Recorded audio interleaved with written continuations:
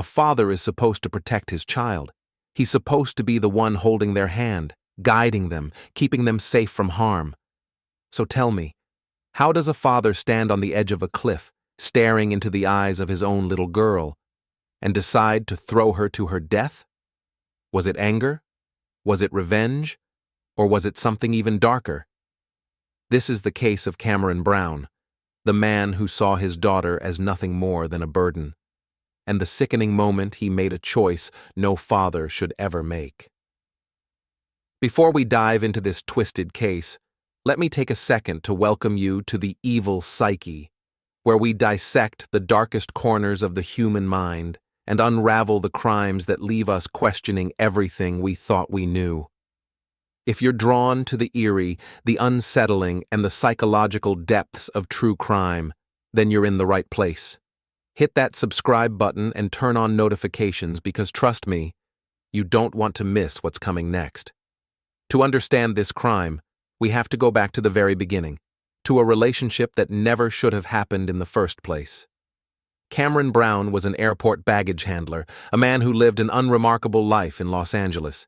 He was neither wealthy nor particularly ambitious. He went to work, came home, and had no real aspirations beyond his own comfort.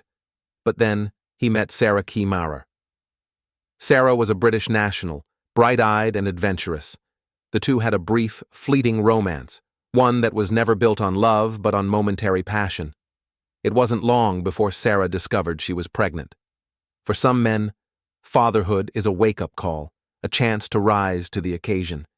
But for Cameron, it was a burden. He didn't want to be a father. He didn't want the responsibility.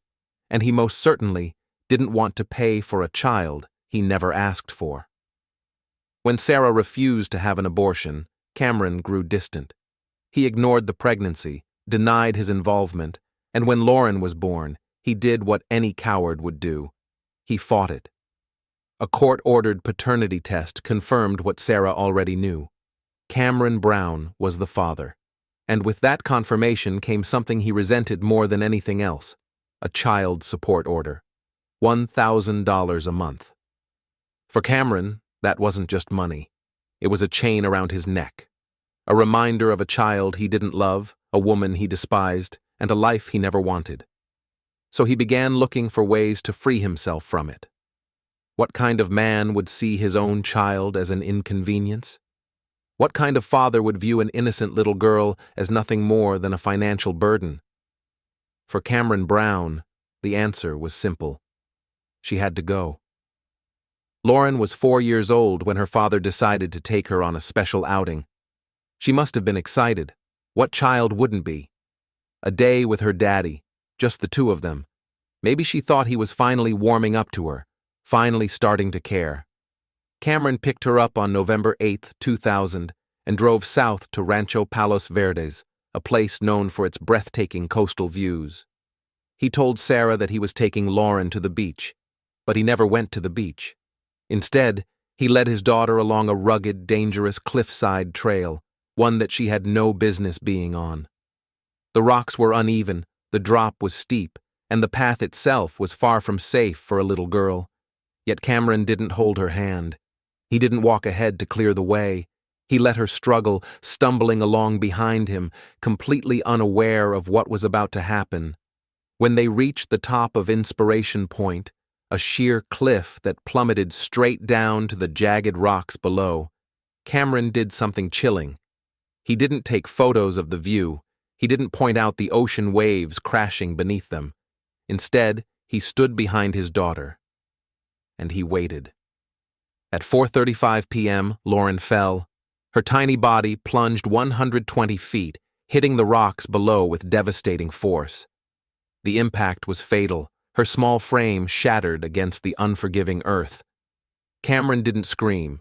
He didn't rush down to help. Instead, he walked away.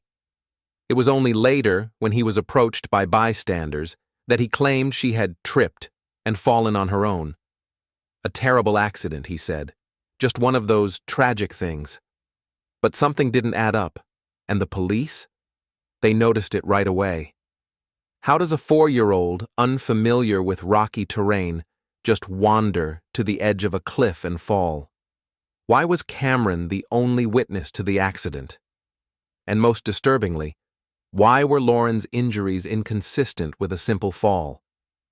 Something wasn't right, and soon investigators would discover a truth so horrifying it would take 3 trials to bring a killer to justice. When first responders arrived at the scene, Cameron Brown was already playing the part of a grieving father. He told them, in a voice that wavered but never quite broke, that Lauren had been running along the cliffside, playing near the edge, and then, just like that, she tripped. A tragic accident, a moment of childhood recklessness. But even as he spoke, something was off. For one, there were no signs that he had tried to go after her. No scrapes on his hands, no dirt on his clothes. If your child had just fallen 120 feet to their death, wouldn't you rush down without a second thought? Wouldn't you stumble, claw, sprint toward them in sheer panic? Cameron hadn't done that. Instead, he had walked, calmly, down the long, winding trail to where her body lay, and by the time authorities arrived, he seemed almost detached. Then came the inconsistencies. Investigators asked him to describe what had happened, and every time the story shifted slightly. In one version, she had run too fast, lost her footing. In another, she had turned around to call for him and simply stepped off the edge. But the evidence was beginning to whisper a different story. Lauren's body told the truth in ways that Cameron never could. The medical examiner's report shattered Cameron's version of events. If Lauren had tripped and fallen forward, her injuries should have been scattered along the front of her body, her arms, her legs, her face. But instead, the damage told a much darker story. Her tiny frame had been slammed into the rocks feet first. It was an unmistakable sign of a free fall. Not a stumble, not a slip, a deliberate drop. And there was something else, something chilling. Lauren's body had no defensive wounds, no scrapes from flailing against the cliffside, no desperate attempts to grab onto anything on the way down. It was as if she hadn't been trying to save herself at all, because she hadn't been given the chance. Cameron hadn't just let her fall. He had thrown her. But why? Why would a father do something so horrific? What could possibly drive a man to take his own child, his flesh and blood, to the top of a cliff and send her plunging to her death? The answer, it turned out, was simple: money. Cameron Brown had never wanted Lauren. She was, to him, a financial drain, $1,000 a month that he resented handing over. He had tried to fight it, tried to argue in court that he shouldn't have to pay, but the law wasn't on his side. And so, he came up with a solution. If Lauren were gone, so was his child support. One single push, and he could walk away free. He could start over. No more payments, no more court battles, no more responsibility. Just like that. Detectives were now looking at Cameron Brown through a different lens. This wasn't a grieving father. This was a man who had planned a murder. They dug deeper, interviewed Sarah, who told them about his cold indifference toward Lauren, his attempts to get her deported, his open disdain for the idea of fatherhood. They looked into his financial records, his frustration at the monthly payments, his history of barely scraping by, and then the final nail in the coffin.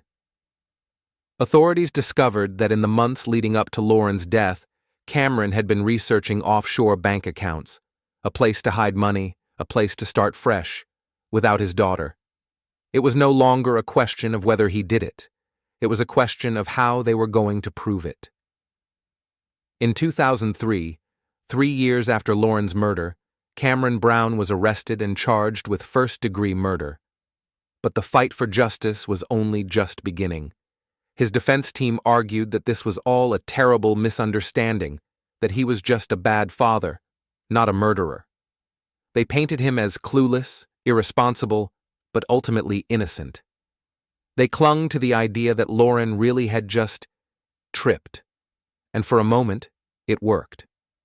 The first trial, in 2006, ended in a mistrial. The jury couldn't agree. Some believed it was murder, others weren't so sure. The second trial, in 2009, another deadlock. It was maddening. How could a man who had so clearly thrown his daughter to her death keep slipping through the cracks? Sarah Key Marer sat in that courtroom twice, listening as her daughter's killer almost walked free. But the third time? The third time was different. In 2015, 15 years after Lauren's murder, Cameron Brown faced a jury for the third time. This time, prosecutors didn't hold back. They laid out every detail, the motive, the injuries, the financial records, the absolute impossibility of Lauren simply falling in the way she did. They showed the jury exactly who Cameron Brown was, a man who had seen his own daughter as nothing more than an inconvenience, and this time, the jury saw through him. After 2 previous mistrials, Cameron Brown was finally convicted of first-degree murder, 15 years, 3 trials, but justice, at last, had been served. When the verdict was read, Cameron Brown showed no emotion, no shock, no remorse, no grief for the daughter he had thrown away like she was nothing. Sarah, however, broke down in tears. 15 years. 15 years of fighting, of waiting, of wondering if she would ever see justice for Lauren. And now, finally, it had come. In 2015, Cameron Brown was sentenced to life in prison without the possibility of parole. He will never walk free again, never manipulate the system, never hurt another child. But for Sarah Key Marer, the loss is still unbearable. Her daughter is still gone. A little girl who never got to grow up, never got to have birthdays, sleepovers, a future. All because one man decided that money was more valuable than life. It took 15 years. 15 years of legal battles, mistrials, loopholes, and near misses. And the scariest part? If just one more juror had doubted the case in that third trial, Cameron Brown could have walked free. So, here's the question I leave you with. How many killers are out there right now, slipping through the cracks? How many crimes go unsolved, dismissed as accidents? And most importantly, how many more children like Lauren will be failed by a system that nearly let her killer go free? This was the story of Cameron Brown, the father who put a price on his daughter's life. And in the end, it cost him everything.